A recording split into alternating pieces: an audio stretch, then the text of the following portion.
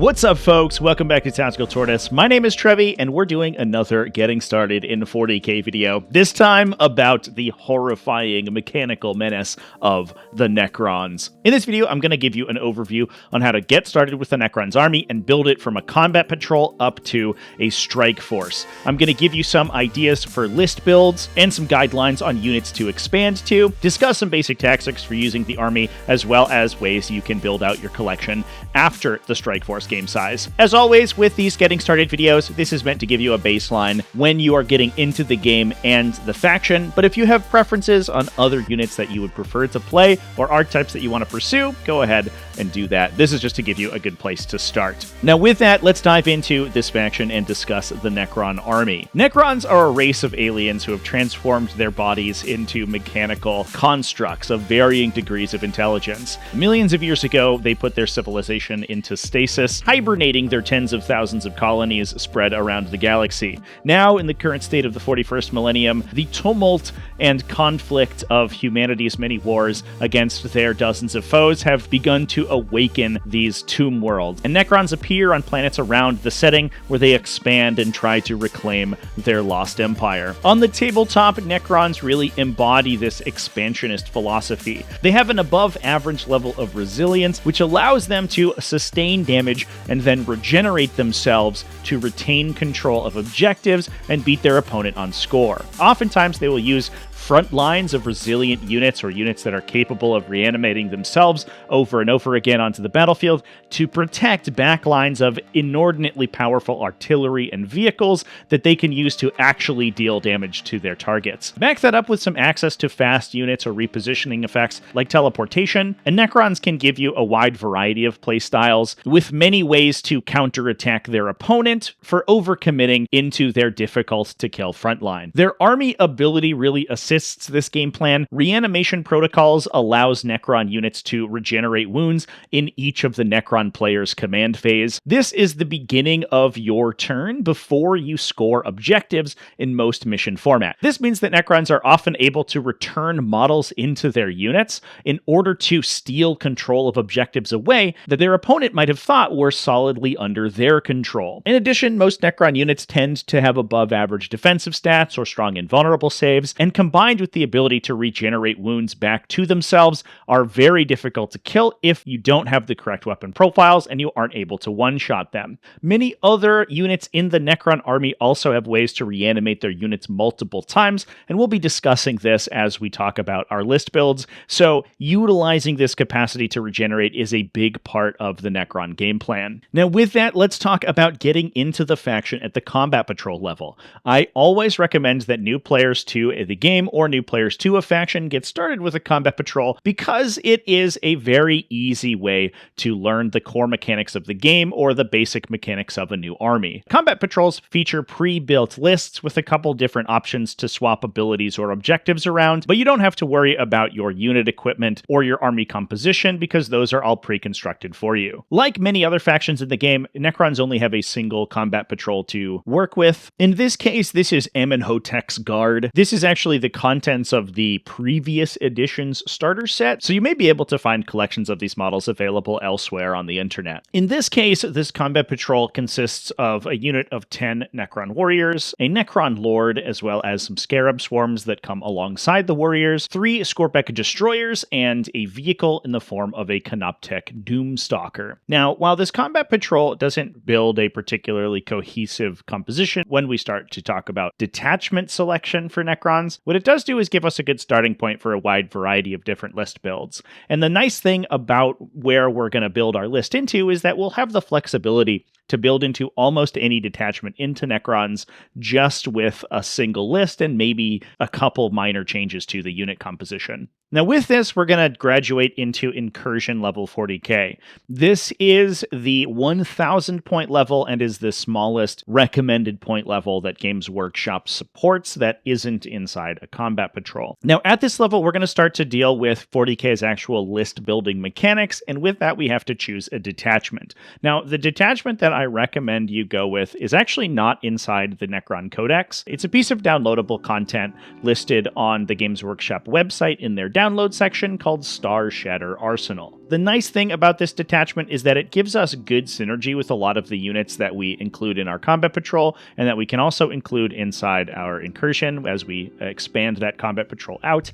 And the composition that it'll give us gives us a really good jumping off point for basically any Necron list that you want to play in the future. It's also relatively powerful and very straightforward, so as a new player getting into the game, the abilities that Star Shatter Arsenal gives you are pretty simple to keep in mind. Now this includes the Relentless Onslaught detachment rule, which includes 2 small detachment abilities inside it. The first one is very simple. Each time one of your units attacks an enemy that's on an objective marker, that means within 3 inches of the 40mm token of that objective marker, you get +1 to hit against it. That's very easy. If your opponent's moving up to take objectives, anything in your army is going to be more effective. In addition, vehicle and mounted units also have the assault ability on their weapons. So this means things like our Canoptek Doomstalker are going to be able to advance to improve their movement and also still shoot their weapon. Now on top of that, Star Shatter Arsenal is also going to work particularly well with the units that we start with in the combat patrol. We can make our vehicles like our Doomstalker a little bit tougher with unyielding forms, which can give a lot of enemies -1 to wound it. Merciless Reclamation can also buff the damage output of a lot of our units when targeting enemies on objectives. Endless Servitude can reanimate additional models back into your unit at the end of your turn.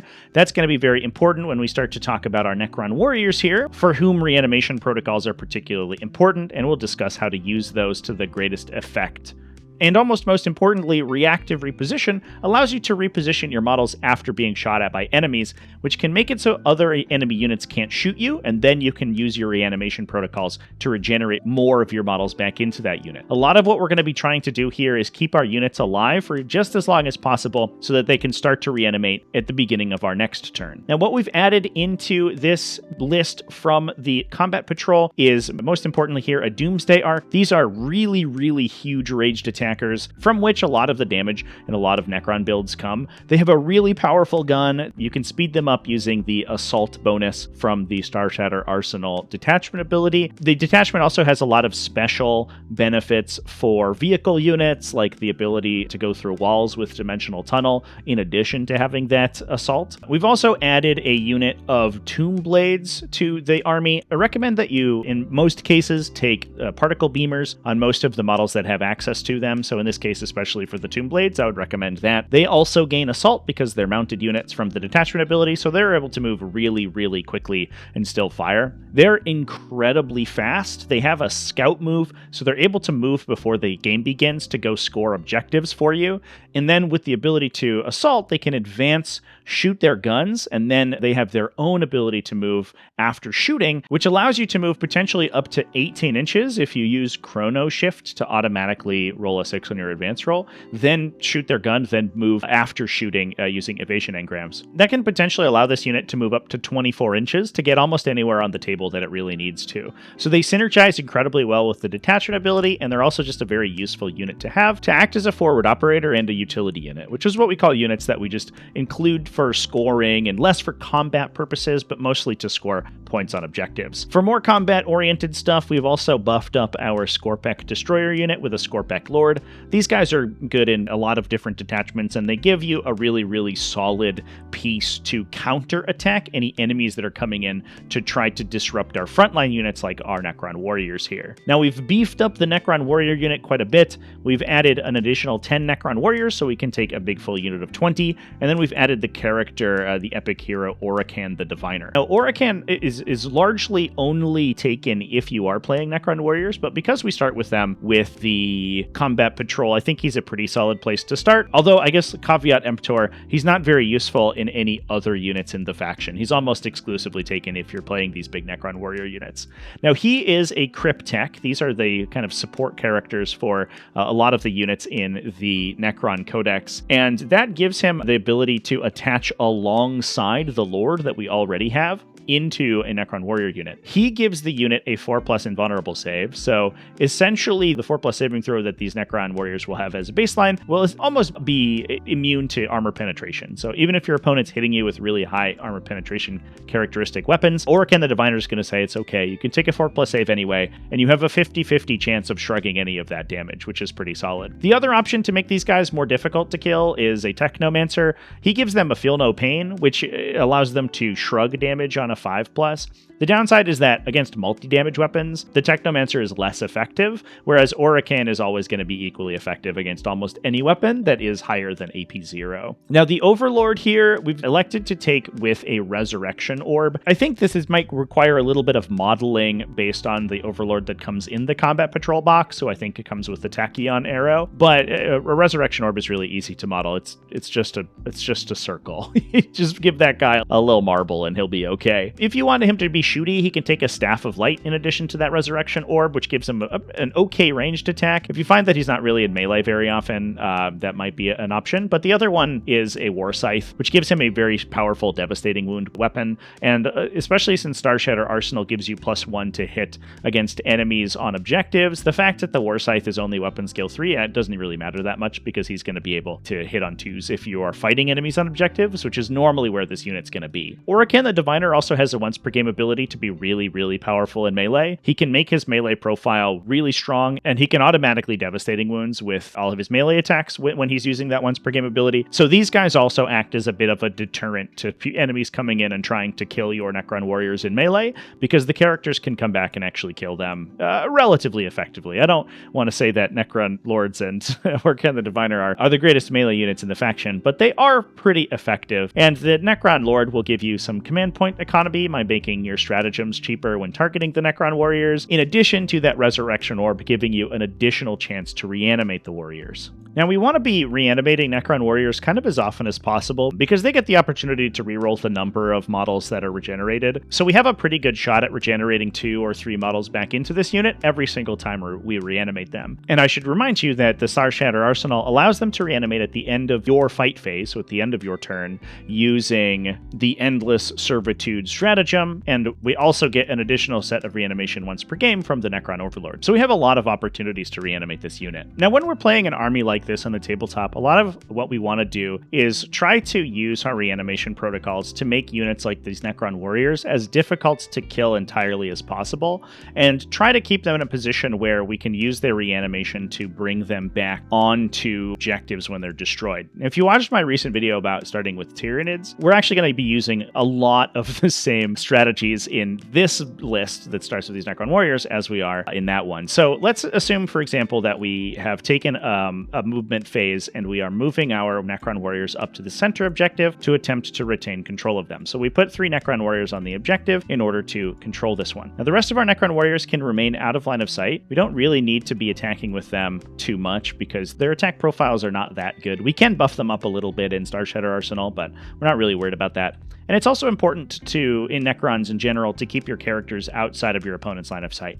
Necron characters tend to be very important to their attached units, so your opponent will oftentimes try to kill them using precision weapons, especially stratagems like Epic Challenge, just out of the core rules if they get into melee, to try to remove facts like Orokin the Diviner's 4+ invulnerable save for the unit. So keeping them behind terrain and behind walls so that they can't be attacked like that is important. So now what we can do is, while these Necron warriors are holding this objective, our opponent comes in to try to attack this unit and kills maybe a couple of them. Let's say he's underswung pretty hard and he's killed 2 of them. We can pull these 2 Necron warriors if we want to, and then we can use reactive reposition to move the unit in response to that attack.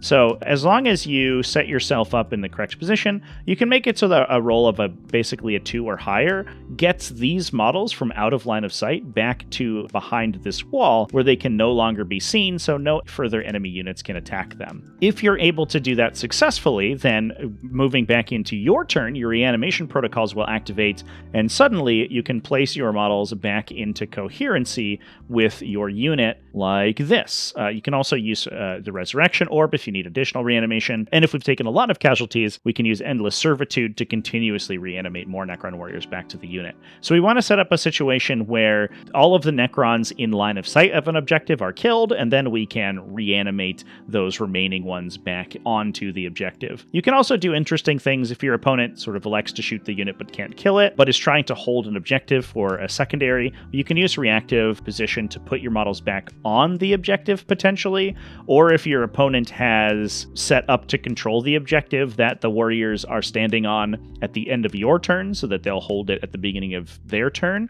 you can use Endless Servitude to reanimate more Necron warriors back onto the objective in order to add additional objective control to it so they no longer control it. So there's a lot of weird objective control stuff we can do with reanimation protocols and Necron warriors, and that's just in Starshatter Arsenal. Other detachments like Awakened Dynasty, for example, have similar levels of reanimation shenanigans that we can do with this unit to further push this kind of objective control theme for these Necron warriors. But the idea is that with 20 models and a 4+ invulnerable save, these guys are going to be a very difficult phalanx for your opponent to kill efficiently, and even if they come all the way in to try to get to the characters or kill the Necron warriors, we have our backline units like the Scorpek destroyers that can come in and counterattack and really punish them for moving aggressively like that. Now, over on the other side, we also have Tomb Blades. These guys have 9-inch scout move, so before the game begins, they can move 9 inches. This allows them to, for example, just like get behind cover somewhere in the center of the table,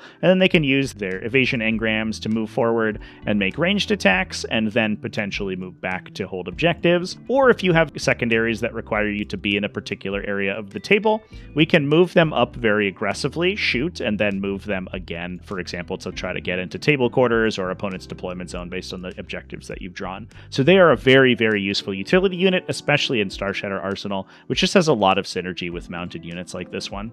Now, the Doomsday Arc is a little bit difficult to maneuver around the table. A lot of times you're trying to find really big pieces of terrain that they can hide behind, so they don't necessarily take the first attack from your opponent. But as you can see, the model is physically very large, so it's actually very difficult to hide it entirely behind a lot of terrain features. So it's a pretty good candidate to Strategic Reserve. Strategic Reserves allow your units to start in reserve without having an ability on their datasheet like Deep Strike. You can only put 25% of your army in Strategic Reserve, so at this Incursion level, you would end up with 250 points, and the Doomsday Arc fits neatly into that. That allows it from turn 2 onwards to place 6 inches off of a table edge, as long as you're outside your opponent's deployment zone until round 3, and then you can open up some really good lines of fire for them to shoot. If your opponent doesn't have really good screening to try to stop this guy from appearing, because he can't come within 9 inches of enemies when he arrives from Strategic Reserve, they're going to have a really tough time blocking the Doomsday Arc from shooting down sides of the table or odd lines of sight. Especially if terrain layouts are very open lines of sight through the center of the table, it's very difficult to stop Strategic Reserves from coming in and really doing some really devastating damage. Which is ironic, because if the Doomsday Arc remains stationary, they also gain devastating wounds. And one thing we can do when we're coming out of Strategic Reserve is place them in a position where maybe our opponent doesn't get too many shots on them, or even if your opponent gets 1 or 2 attacks into them, they probably won't die. They have 14 wounds and a strong invulnerable save, and then they'll just reanimate any damage back. So you can even use Rapid Ingress at the end of their movement phase to appear off the side of the table in a position where they can see a really scary enemy target. As long as you make sure that you don't put them in line of sight of stuff that can kill them, you can then remain stationary and get +1 to hit because their weapon is heavy and also devastating wounds on their big Doomsday Cannon, and they have a very good shot at one-shotting a lot of units in the game. So if you set them up like that, the Doomsday Arc can be really, really scary. Just sitting in a dominating position where it has good lines of fire on the side of the table and just firing that devastating cannon every turn. They also have a pretty good swath of attacks. They have a lot of Gauss Flayer attacks, so they're good at killing lots of little infantry, and their weapon is Blast, so it also gains additional attacks when targeting large enemy units. So while they really want to be shooting at tanks and big heavy things, they aren't bad at shooting at lighter targets too. Now with that, we're going to graduate over to the Strike Force level. This is kind of the standard points level in 40k, and it's the 2,000 point level that the game is generally built and balanced for, and where most competitive events are played. This represents a doubling of the size of an Incursion army, so we're adding quite a bit to this army, but we're diversifying our portfolio quite a bit. We've added a bunch of support units as well as more Doomsday Doomsday Arcs to the table, and another big bulwark unit we can use to take over the center of the table. In this case, easily enough, we've added 2 additional Doomsday Arcs. 3 Doomsday Arcs is pretty normal for especially Star Shatter Arsenal lists, but many other detachments like taking 3 of them as well. We've also added a little bit of support for the big vehicles in the form of a Canoptech Spider. This makes your vehicles harder to kill with a Feel No Pain, so any incoming damage they're going to be able to potentially shrug off, which makes them harder to kill, and then allows you to reanimate later on. You can actually swap this guy out if you really want to for a Canoptech Reanimator, which doesn't give you any defensive buffs, but allows you to reanimate more wounds every time you reanimate in a unit. That guy has a little bit more synergy with units like the Warriors and the Wraiths. He's also obviously synergistic with the big vehicles. However, they're the same points value, so it's mostly based on personal preference. We've also added additional unit of Tomb Blades into the army, as well as a Hexmark Destroyer. Now, these guys are very common, mostly as utility units, but they're also very good at killing infantry, and they're kind of annoying to deal with because they're difficult to shoot at, and they can shoot back at enemies that attack them. The important thing with them in Star Shatter Arsenal, however, is that the detachment has a lot of really strong enhancements that make your vehicles more powerful, and you need characters that are capable of babysitting those vehicles, and the Hexmark Destroyer is a great example of that. So in this case, we've given him the Chrono Impedance Field enhancement, which will allow him at the start of your turn to choose a vehicle near him and make it more difficult to kill by reducing enemy damage that's coming in to attack that vehicle. So when you stack that ability with the Feel No Pain from the Canoptech Spider, you can make these big 14 wound Doomsday Arcs even more difficult to kill, and as you graduate the army into different list builds, a lot of times this combination of effects goes on a big, huge unit with a bunch of wounds, like the Silent King, for example, which makes him super duper difficult to destroy. Now, on top of that, we've also added this additional kind of frontline unit. These are Canoptech Wraiths. They are just a really good all-rounder unit. They have a pretty solid ranged attack as well as solid melee attacks. They are very low weapon skill and ballistic skill, but that can be counteracted by the +1 to hit when they attack enemies on objectives from Star Shatter Arsenal, and they're extremely difficult to kill once their Technomancer is attached. So the Technomancer will give the entire unit a Feel No Pain. I mentioned this earlier as being not super synergistic with the Necron Warriors, but it is very good with the Necron Wraiths, which tend to have a lot of wounds and a strong invulnerable save already. He also gives you some additional repairing into the list as well, because he's able to repair wounded models on top of your normal reanimation protocols. Now, last and maybe least here, I've also added a second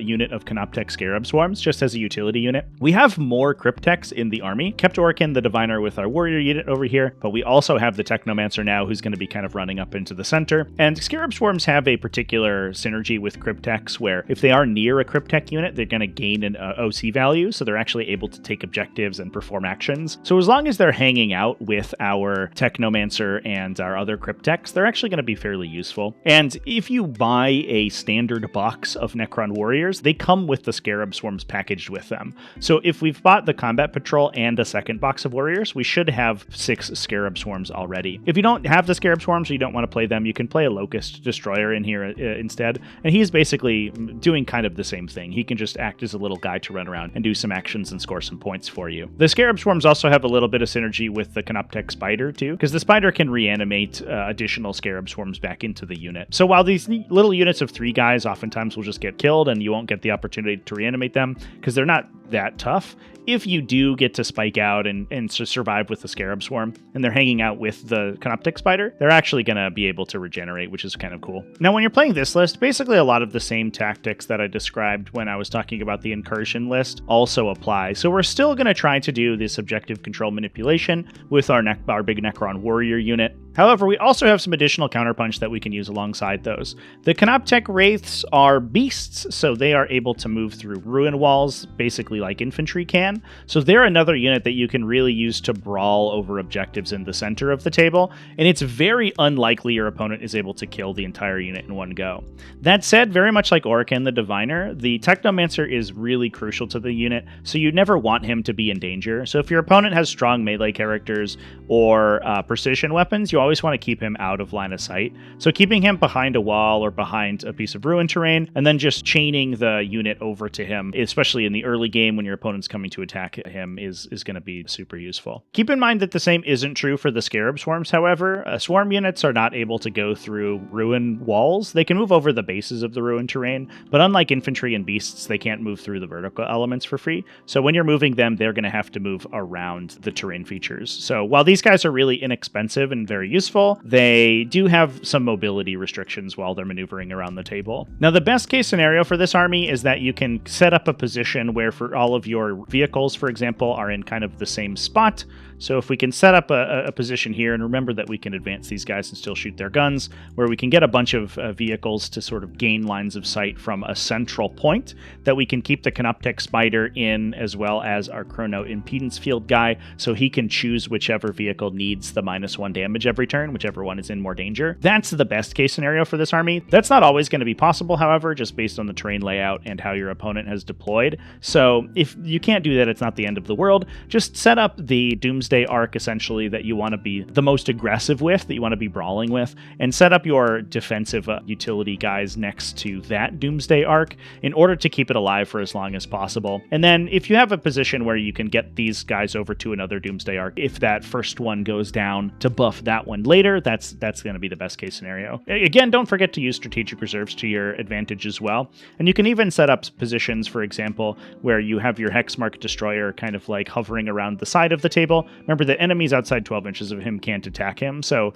he's actually very difficult to pin down unless your opponent's very aggressive or has Deep Strike or something. And then you can use Rapid Ingress to bring your Doomsday arcs on, and then use your Chrono Impedance Field on the Doomsday arc at the start of your turn, so assuming that our utility here has moved out already by turn 2 or turn 3, you can bring this thing into a position where he's going to already be within 6 inches of the Hexmark Destroyer for that buff, and then he can get -1 damage and then push forward even more aggressively in your movement phase to come brawl with enemy armored units. And with -1 damage, potentially -1 to be wounded from your stratagems, feel no pain from the Canoptech Spider if they're close enough, and a really good invulnerable save and a bunch of wounds, the Doomsday arcs are really tough to kill once all of the buffs are applied to them. A lot of other armies, anti-tank isn't good enough to punch through all of that defense, and if it's not able to kill them, then they start regenerating, and you can kind of swap them out as well. Like if you've taken a bunch of damage and might die, you can run him back out of line of sight, and then use your Dimensional Corridor to move another one up into position through walls and reapply the buffs there to that second one, and continuously cycle these Doomsday arcs, all the while you're trying to fight over the center objectives and hold down the primary with your warriors and your Canoptech Wraiths. Now, this army is fairly straightforward, and a lot of it comes down to how well you're able to manipulate these units and keep them alive for long enough to hold down primary objective. It doesn't have a lot of like tricks besides moving its vehicles very quickly and making them a little tough to kill, as long as you can keep your vehicles within range of the buffs from your characters. So while you don't have a ton of tactical options in an army like Starshatter Arsenal, it is very powerful. So you just have a lot of really good math on your attacks, gaining potentially +1 to hit when targeting enemies on objectives, in addition to +1 to wound from stratagems, in addition to having enemy return fire reduced against you, makes this army really good at just setting up and brawling with another army. And really, you want to get into a position where you're trading shots with an army of similar power, where you can use these defensive abilities to kind of overpower them over the course of a game. Now, the other benefit that I mentioned previously for Starshatter Arsenal and a list like the one that we've constructed for this video is its ability to expand. So let's talk about building out your collection into other varieties of Necrons and out into the future. I mentioned before that a really strong contender in this detachment is the Silent King. He's a really easy include to the army if you just want your buffs to go even farther and be on a more powerful body. And he oftentimes takes the place of like the Necron Warrior unit alongside the characters that are attached in there. If you do want to play those Necron Warriors and you want to play the character units like the Canoptech Wraiths and push them, and even the Scorpec Lord, I should mention, and push them even farther, Awakened Dynasty is a good place to go to utilize those units a little bit better. That makes your units better if they are being led by characters, and it has a bunch of the buffs for the characters as well. So that's another sort of natural expansion point for an army like this one. In addition, the Canoptech units like the Doomstalker and the Wraiths, as well as to a lesser extent the Scarabs, units also have special synergy with the Canoptek Court detachment. That's entirely based around Canoptek units, as the name implies. So if you want to get more use out of the Wraiths or the Doomstalker,